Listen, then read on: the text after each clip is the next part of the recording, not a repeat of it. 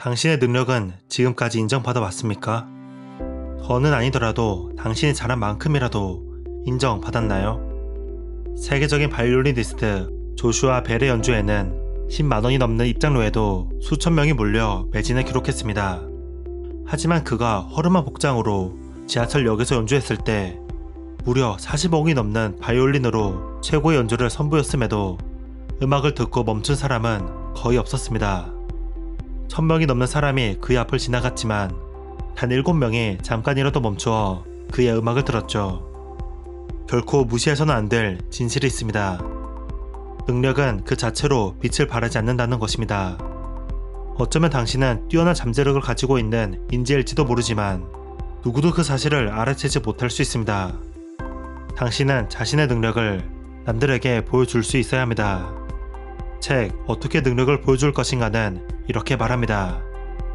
열심히 노력하기만 하면 모두가 인정해줄 것이라 믿어왔는가? 안타깝지만 당신은 틀렸다. 당신이 얼마나 유능한 인재인지 단번에 알아보는 상대란 거의 존재하지 않는다. 당신은 자신의 능력을 키우는데 대부분의 시간을 바쳤다. 대학에 합격하기 위해, 취업하기 위해 공부하며 능력을 한 단계 성장시켰을 것이다. 하지만 시행착오를 거듭한 후에야 당신은 힘들게 얻은 능력들이 성공을 보장하지 않는다는 사실을 확인한다. 게다가 능력도 없는 동료들이 당신을 앞서버렸다. 왜일까?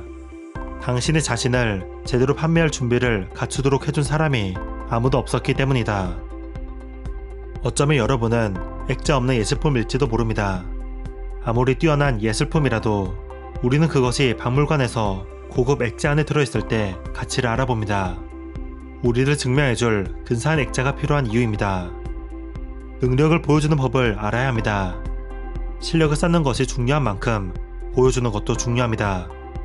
얄팍한 처세술이라고 생각하실지 모르겠지만 이는 여러분이 외출하기 전에 거울을 확인하는 것과 비슷합니다.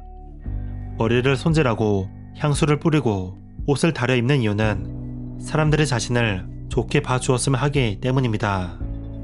당신의 능력에 자신감을 가지고 유감없이 펼쳐봅시다. 책에서 제시하는 방법 중 꽤 강력한 3가지를 소개해드리겠습니다.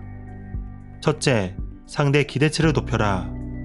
과제가 주어졌을 때 당신에게는 3가지 선택지가 있습니다. 1번, 처음부터 기대치를 낮추는 고귀한 겸손을 보이는 것입니다. 그랬다가 마지막에 더 나은 성과를 보여주면 사람들이 더 놀라워하지 않을까? 라고 생각하면서요. 2번, 정확하게 예상되는 성과만큼만 상대에게 약속합니다. 정확성은 사회에서 높이 평가받는 특성이니까요. 3번, 한껏 자신감을 드러내면서 탁월한 결과를 예측하는 것입니다. 약간의 허풍쟁이가 되는 거죠.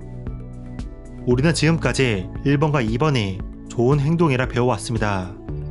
하지만 실험 결과 3번째가 가장 능력을 높게 평가받았습니다. 3번처럼 행동하고 나서 결과가 좋게 나오면 당신은 최고로 유능하다고 평가받습니다.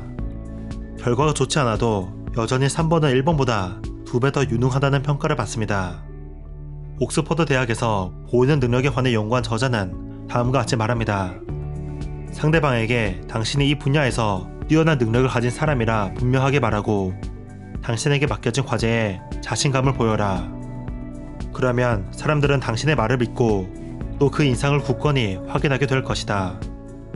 왜 기대치를 높이는 게 효과 있을까요? 확증 편향 때문입니다. 우리는 자신이 선택한 것과 일치하는 정보만 받아들입니다. 일치하지 않는 정보는 무시하죠.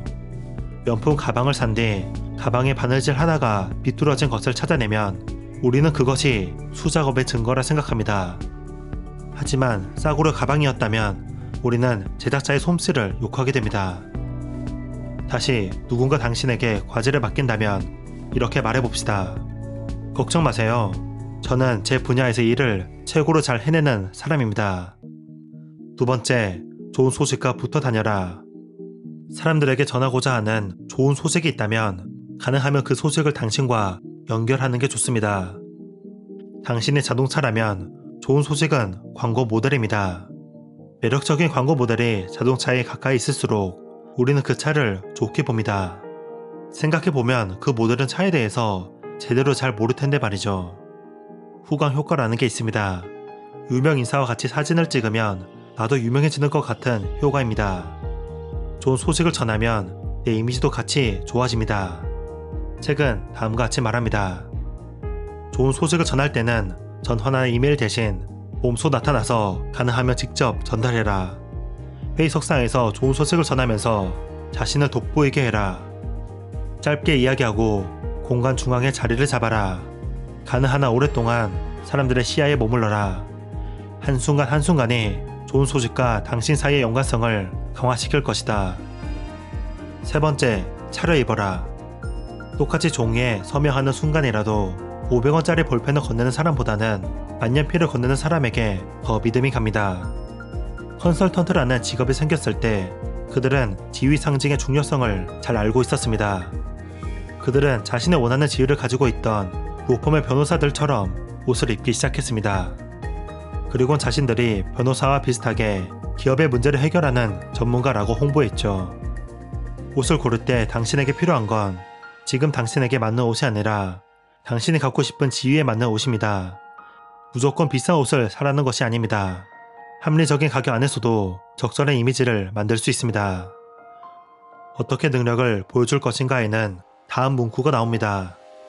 세상은 불공평하다. 하지만 그렇다고 꼭 당신에게 불리한 것만은 아니다. 당신이 지닌 능력만큼 혹은 그 이상으로 인정받고 싶다면 망설이지 말고 책의 기술을 사용해봅시다. 콘서트 홀에서 스포트라이트를 한 몸에 받으며 연주하는 세계 최고의 바이올리니스트처럼 우리도 우리만의 무대를 꾸며봅시다. 책그림이었습니다. 감사합니다.